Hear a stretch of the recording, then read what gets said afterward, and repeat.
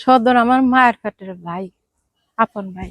ভাই বর্ধন রক্তের সম্পর্কের টান যে কতটা গভীর হতে পারে তার এক বিরল ও করুণ দৃষ্টান্ত স্থাপন করেছেন সিরাজগঞ্জের সনেকা বেগম। নিজের সাজানো সংসার, সুখ স্বাচ্ছন্দ্য আর রঙিন স্বপ্ন বিসর্জন দিয়ে তিনি আজ কেবলই তার প্রতিবন্ধী ছোট ভাইয়ের ছায়া। বাবা মা হারানোর পর শ্রবণ ও মানসিক প্রতিবন্ধী ভাই সদর শেখকে আগলে রাখতেই নিজের জীবনকে উৎসর্গ করেছেন এই মমতাময়ী বোন।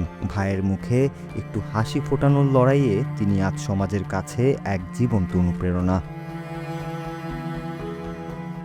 কিন্তু এই ত্যাগের নেপথ্যে লুকিয়ে আছে এক বুক হাহাকার আর চরম দারিদ্র্যের কষাঘাত। অন্যের জায়গায় অস্থায়ীভাবে মাথা গোজার ঠাঁই মিললেও সেখানে নেই ন্যূনতম নাগরিক সুবিধা। আধুনিক যুগেও যেখানে ঘরে ঘরে বিদ্যুৎ, সেখানে সনেকাদের রাত কাটে কেরোসিনের কুপির আবছা আলোয়। গরমে এক চিলতি বাতাস দেওয়ার মতো ফ্যান নেই, এমনকি শান্তিতে ঘুমানোর জন্য নেই একটি চকিও।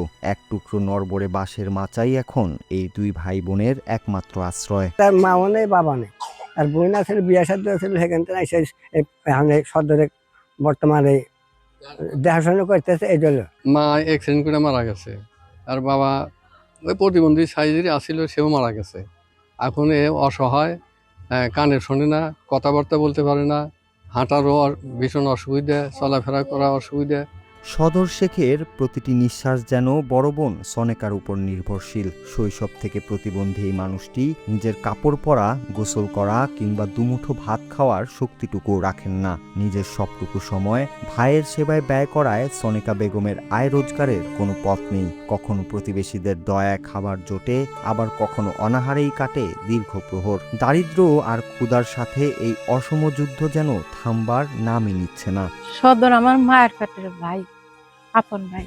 মায়ের গর্ভের থেকেই মানে উনি বোবা, কথা বলতে পারে না, কানে শোনে না, মানে খুবই কষ্ট করে আমি পালি হরি। নিজে নিঃস্ব হয়ে ছোট ভাইকে আগলে রাখা সনেকা বেগমের এই জীবনযুদ্ধ এখন সমাজের বিবেকের কাছে এক বড় প্রশ্ন। স্থানীয়দের দাবি, সরকারি সহায়তা কিংবা বিত্তবানদের একটুখানি সহমর্মিতাই পারে এই অসহায় পরিবারটির মানবেতর জীবনের অবসান ঘটাতে। ভাইয়ের প্রতি বোনের এই নিঃস্বার্থ ভালোবাসার জয় হবে কি? মানবিকতার হাত বাড়িয়ে দিলেই হয়তো সনেকাদের অন্ধকার ঘরে ফিরতে পারে স্বস্তির আলো। Noor Raju, Bangla TV news desk.